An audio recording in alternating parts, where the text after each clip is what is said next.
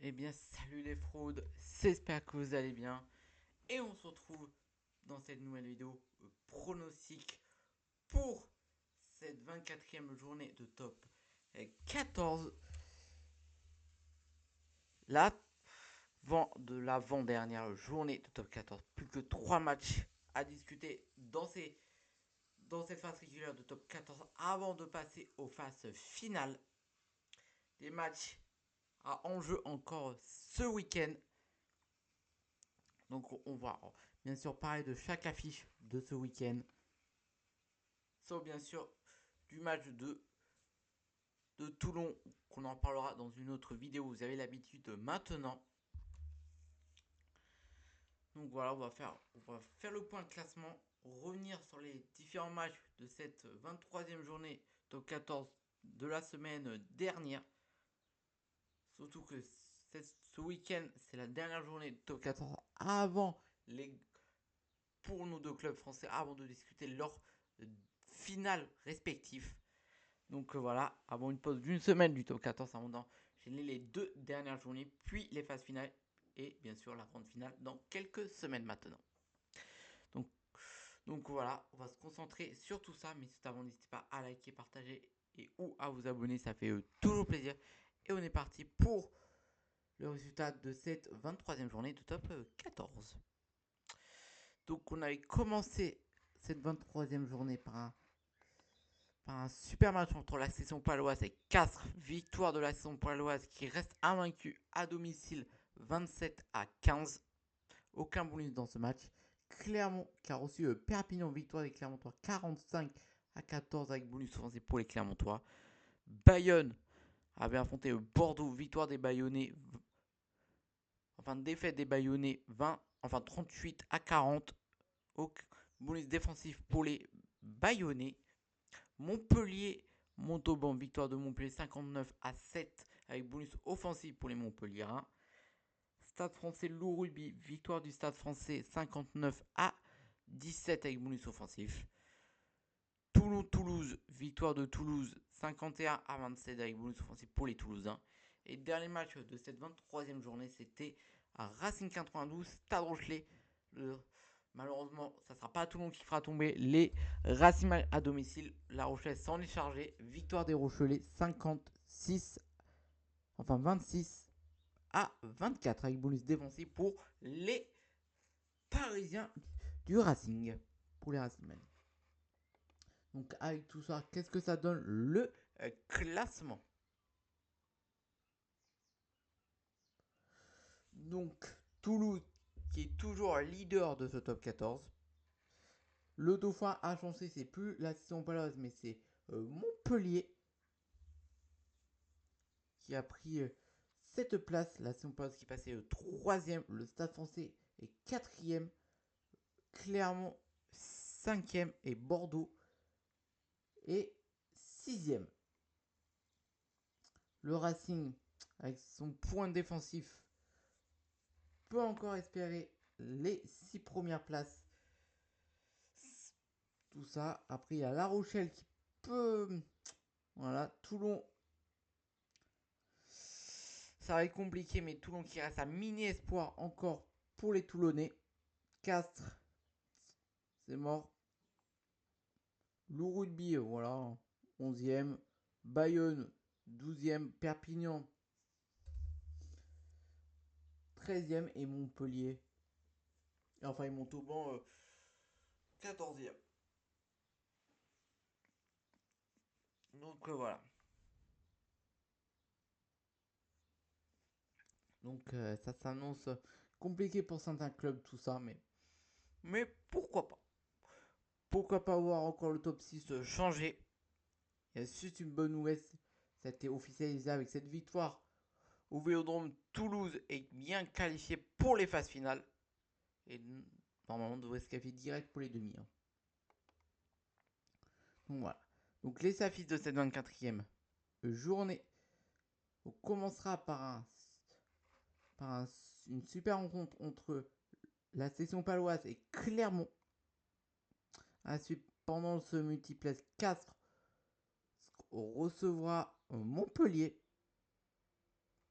Le Loup Rugby recevra Bayonne.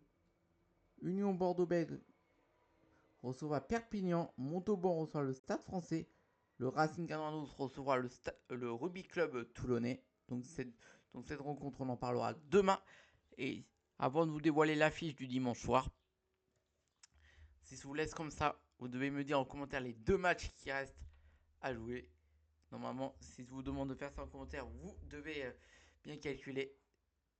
C'est bien le choc, le Stade Rochelet qui recevra le Stade Toulouse, si je dis pas de bêtises. Eh oui.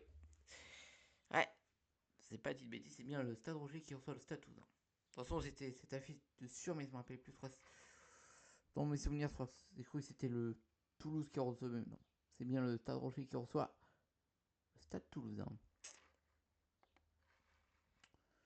Donc, voilà. Donc, on est parti pour les prédits. Donc, on commence l'après-midi du match sélection paloise Clermont. Donc, la sélection paloise qui va essayer de reprendre cette deuxième place, surtout qu'ils ne sont pas encore assurés de finir deuxième ni troisième, parce que si on regarde le classement, le Stade Français est seulement à 1 point 2 et à 3 points, nous avons Clermont. Donc en cas de victoire clermontoise en terre de la section paloise, en terre paloise.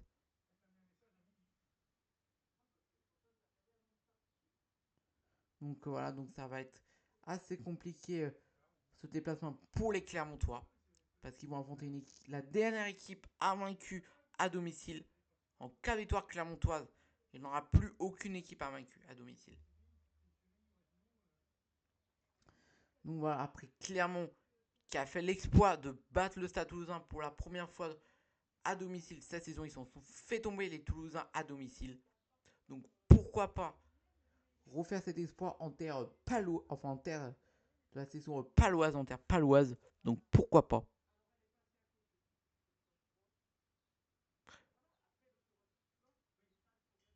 Donc voilà, donc on verra. On verra, mais ça va être compliqué. Ça va être compliqué en plus. Si on regarde les stades extérieurs de Clermont qui alterne entre défaites et victoires à l'extérieur. 2 défaites, 3 victoires à l'extérieur sur les 5 derniers matchs joués à l'extérieur pour les Clermontois. Alors que la saison place à domicile, c'est 100% de victoire, hein, comme je vous l'ai dit, invaincu. Donc voilà, les 2 équipes ont de l'enjeu. Clermont qui va vouloir rester dans ce top 6. La saison place qui va se battre pour la 2e place. Donc voilà, mais je vais prendre un risque dans ce match. Dites-moi si vous prenez ce risque aussi en commentaire. N'hésitez pas à commenter cette vidéo. Vous êtes beaucoup à regarder mes vidéos sans commenter, donc n'hésitez absolument pas à commenter. Franchement, ça me ferait plaisir qu'on joue le jeu en fin de saison et toute la saison prochaine où vous mettez vos prédits en commentaire, tout ça, et on voit qui a eu raison, qui n'a pas eu raison lors des vidéos pronostics de chaque journée. Pourquoi pas. Donc voilà, donc là, je vais prendre un risque. Je vais prendre un gros risque. Mais ça, je partirai. J'ai tellement envie de voir Clermont faire tomber les Palois. Donc je mettrai victoire Clermontois.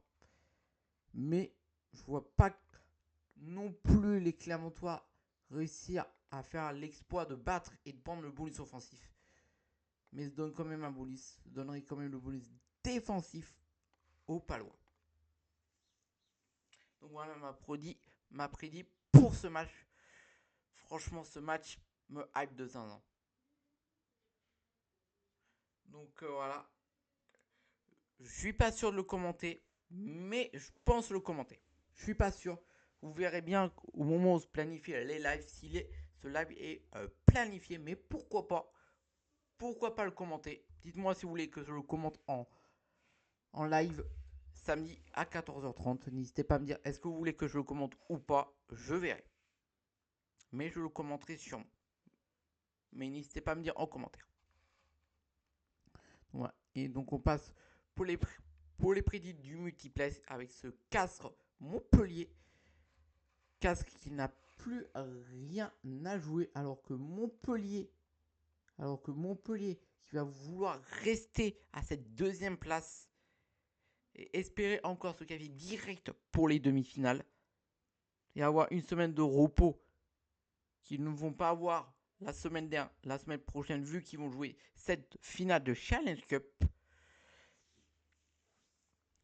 Donc voilà, donc ils vont espérer pouvoir récupérer lors de cette semaine, lors des semaines de barrage de top 14.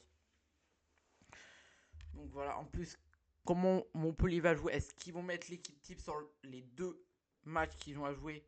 Ce match face à la Session Paloise, enfin face à Castres et face à et pendant cette finale de Challenge Cup.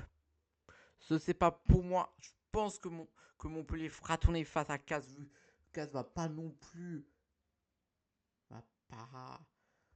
je pense peut-être mettre la grosse équipe, mais Castres, voilà, Castres, sur le général, ils sont sur 4 victoires, une victoire seulement. La seule victoire sur les 5 derniers matchs, c'était face à Montauban. Donc voilà, je sais pas. Ça va être compliqué. Ça va être compliqué après. 4 à domicile, ça donne quoi? 4 à domicile, ça donne quoi? 4 à domicile, c'est quand même assez solide. Certes, ils ne sont pas vaincus, mais 3 victoires, 2 défaites seulement sur les 5 derniers matchs joués à domicile. Après, Montpellier, je crois que ça se dépasse très très bien. Oui, Montpellier, regardez, si on prend le classement seulement pour les matchs joués à l'extérieur, Montpellier est aussi deuxième avec 4 victoires, 1 nul et 6 défaites. Ils ont pris quand même 22 points à l'extérieur, hein, Montpellier. Ils sont sur 3 victoires, 2 défaites à l'extérieur, Montpellier. Donc je sais pas, est-ce que Montpellier mettra l'équipe type? Est-ce que Montpellier mettra l'équipe type pour ce match, vu qu'ils vont jouer une finale la semaine prochaine? Est-ce qu'ils prendront le risque d'avoir des blessés et de potentiellement ne pas gagner cette finale? Ça c'est compliqué. Mais Montpellier fera tourner. Castres qui n'ont plus rien à jouer. Un Castres, ils vont jouer le ventre mou du championnat. Donc voilà, mais c'est quand même partir. Mais aucun bonus dans ce match. Partir sur une victoire de Montpellier, même s'ils vont faire tourner. Pour moi, ils vont faire tourner. Ils vont se concentrer vraiment, vraiment sur cette finale. Ils peuvent enfin gagner un trophée. C'est même pas le dernier trophée remporté par Montpellier quand c'était. Au plus, je crois qu'ils n'ont jamais remporté cette compétition. Donc, pourquoi pas être le premier club français à ramener cette Challenge Cup depuis Toulon, depuis la saison 2022-2023. Donc voilà. Pourquoi pas prendre un titre de champion d'Europe la semaine prochaine. Donc faire tourner. Je pense que c'est ce que Montpellier fera. Donc voilà. Second match multiplex, Loup Rugby, Bayonne qui vient de subir une défaite à domicile face à Bordeaux, qui s'est déjoué dans les derniers instants. Donc voilà. Après, le Loup Rugby qui n'a plus rien à jouer, dans le sens ces deux équipes n'ont plus rien à jouer cette saison. Loup Rugby qui est 11e et Clermont, enfin Bayonne est 12e. Après, ces deux équipes n'ont plus rien à jouer. Si on regarde hein, le rugby, ouais, ils sont trop loin des 6 premiers. Hein. Les deux équipes vont jouer le ventre mou de truc. Donc voilà, c'est pas non plus un match avec énormément d'enjeux. Il n'y a plus d'enjeux pour ces deux équipes. À part pourquoi se racheter pour la fin de saison. Le Loup Rugby à domicile, on regarde vite fait, c'est quand même solide. Ils ont quand même pris. Ils ont pris quand même 34 points à domicile. Et après, il reste sur 3 victoires, un nul et une défaite. Le nul, c'était face à Toulon. Et la défaite, c'était face à Bordeaux. Donc voilà, alors que Bayonne à l'extérieur, je crois que c'est pas ouf. Hein. Bayonne à l'extérieur. Ouais, c'est pas ouf, Bayonne à l'extérieur. À l'extérieur, la Bayonne, ils sont enchaînés de défaite sur défaite. Ils sont sur une victoire, 4 défaites. Donc ouais, donc avantage clairement pour le Loup Rugby. Mais je vois pas non plus énormément de points marqués dans ce match. Donc voilà, donc victoire. Je mettrais victoire du Loup Rugby, mais voilà pas peut-être. Je sais pas si je mets un bonus ou pas dans ce match. Ouais, non, je vais partir comme ça. Je vais partir sur victoire Loup Rugby sans. Voilà. Voilà, un match vraiment fade. Vraiment très peu de points marqués. Voilà. Après Bordeaux, on passe à notre match du multiplex.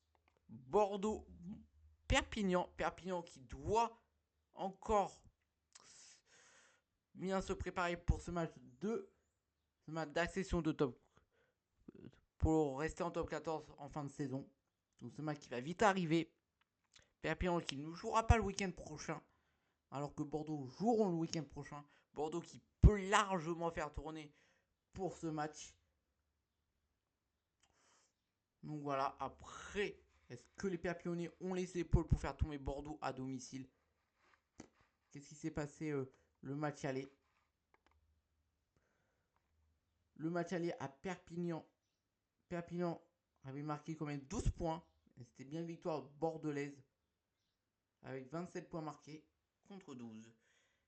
Et la dernière fois que Bordeaux a reçu Perpignan, c'était une victoire large, 66-12.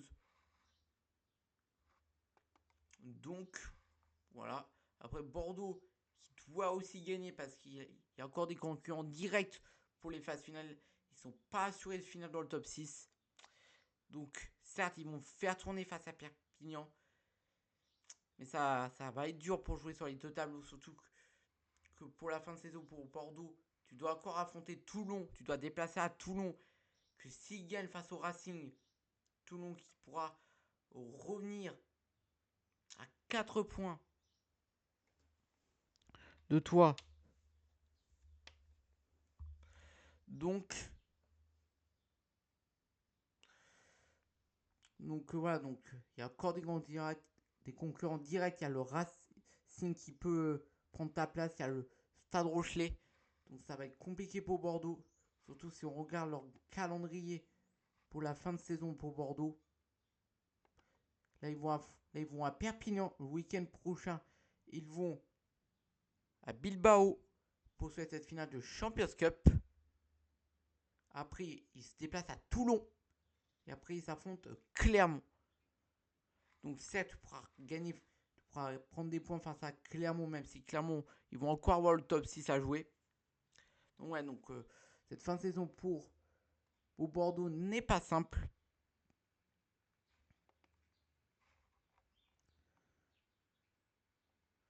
Donc, voilà, mais pour moi, Bordeaux est quand même largement au-dessus de cette équipe perpignanaise. Je vois marquer une équipe très très remaniée. Parce que moi je vois pas de Romain, enfin de Louis Bielbiaré, de Maxime Lucu, de tous les joueurs comme ça internationaux français. Ils vont être soit pas dans le groupe pour jouer ce match, soit commencer sur le banc, mais rentrer vraiment en toute fin de match. Et soit vraiment des jeunes, tout ça, jouer. Mais malgré tout ça, se voit quand même une victoire de Bordeaux. Et ils prendront clairement le bonus. Après, pourquoi pas faire la surprise à Perpignan. Pourquoi pas Perpignan faire la surprise à Bordeaux et venir s'imposer. Pourquoi pas. Après, c'est quand même Bordeaux-Bègles. Hein. Malgré une équipe assez romanie, ils sont capables de prendre des points. Donc voilà. Et donc voilà, il ne reste qu'un match à pronostiquer parce que, comme vous savez maintenant, vous avez l'habitude, le match de Toulon, on le fait à part. Parce qu'au moins, on peut parler. Ça fait pas une vidéo trop longue. Et ça fait pas qu'une seule vidéo par semaine. Ça en fait deux. C'est mieux. 2 fois plus de kiff. Donc voilà, donc on passe au match entre le Stade Rochelais et Toulouse. Le match aller. Qu'est-ce qui s'était passé le match aller à Toulouse? Toulouse qui s'était imposé avec bien sûr à chaque fois 60 à 14. Donc voilà, Toulouse ouais, qui veut valider, qui peut valider officiellement, c'est officiellement sa place en demi-finale directe de top 14. Donc voilà, donc Toulouse, est-ce qu'ils vont faire tourner? Je ne sais pas. Après, ouais, ils peuvent largement faire tourner pour bien préparer tout leur effectif pour les phases finales. Ils peuvent déjà le mettre en mode phase finale, hein, Toulouse. Alors que leur adversaire, les Rochelais, qui doivent gagner pour encore espérer, pourquoi pas, arriver dans le top 6. Tout ça. En plus, je crois qu'ils sont bons à domicile, hein, les Rochelais. Ah, les Rochelais sont sur 3 victoires, 2 défaites à domicile. Alors que Toulouse, à l'extérieur, c'est sans surprise, hein, je crois que c'est pas mal. Ouais, 2 défaites, 3 victoires. Donc voilà. Après, je pense que le calendrier des Rochelais va être un peu compliqué pour moi pour les phases finales. On va regarder. Parce que là, ils reçoivent Toulouse. Après, derrière, ils vont prendre largement des points à Montauban.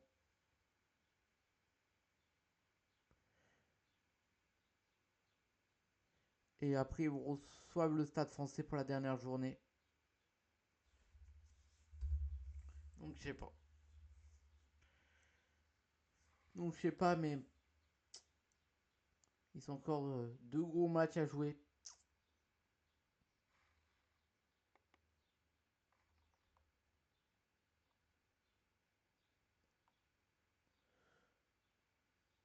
Donc, voilà, donc ouais, je sais pas. Donc, voilà. Je sais pas, mais bon. Partirait quand même. Toulouse, ça reste Toulouse, quoi. Extérieur ou domicile, ça reste Toulouse. Hein. Mais bon, je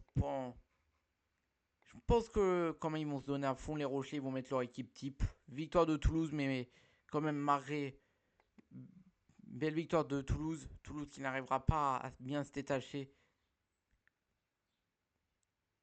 Donne un bonus défensif aux, aux Rochelais.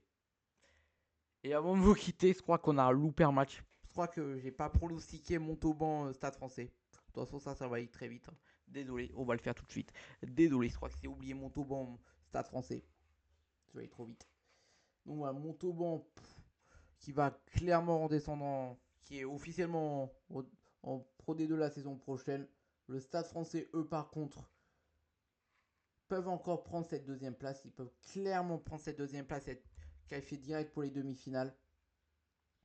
Après ce déplacement à Montauban, voilà, Montauban, on va pas regarder les stades. À domicile, c'est catastrophique. Hein. Pour le plaisir, on va les regarder. Mais se plaint les Montalbanais. À domicile, c'est 5, enfin 4, enfin 5 défaites sur les 5 derniers matchs joués à domicile. Hein. Et le Stade Français à l'extérieur, voilà, c'est un terme entre victoire et défaite.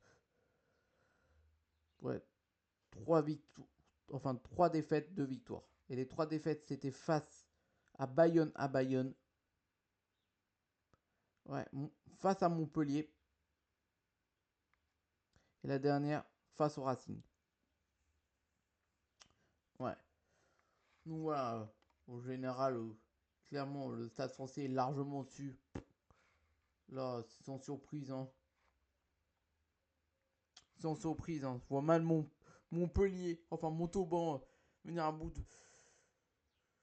de Stade Français. Victoire du Stade Français avec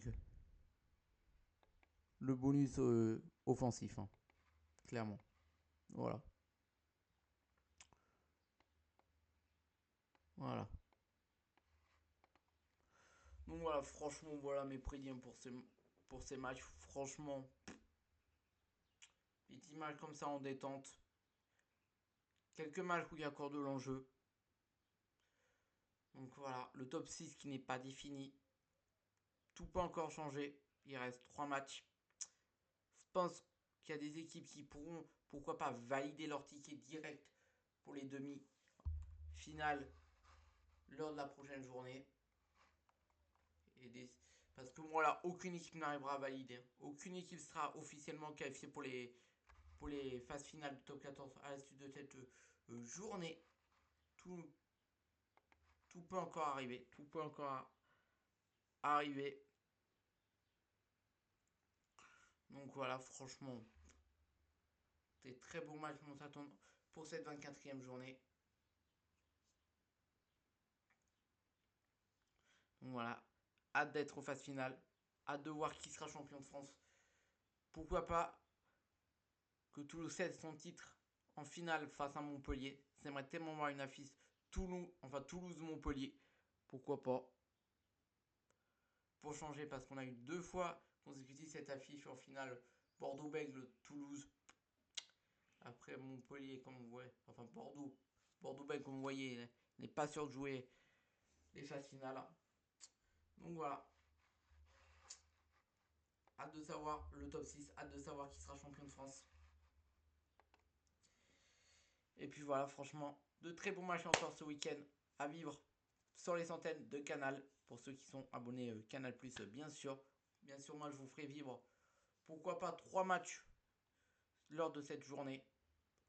Donc voilà, dites-moi, est-ce que vous voulez que je commente Section Paloise Clermont, un match avec beaucoup d'enjeux, que ce soit pour la Section Paloise ou pour Clermont. Donc voilà, pourquoi pas. Donc n'hésitez pas à me dire, est-ce que vous voulez que je commente ce match. Et puis voilà. Et puis nous, on va s'arrêter là. N'hésitez pas à liker, partager ou à vous abonner si ça fait toujours plaisir. Et nous on se retrouve très vite pour une vidéo. C'était Léo, supporter toulonnais et comme toujours, Escalmore. Allez Toulon, bye bye. Et à très vite. Prochaine vidéo, Racing 92, Toulon, prédit pour ce match. On espère une victoire toulonnaise. Bye bye.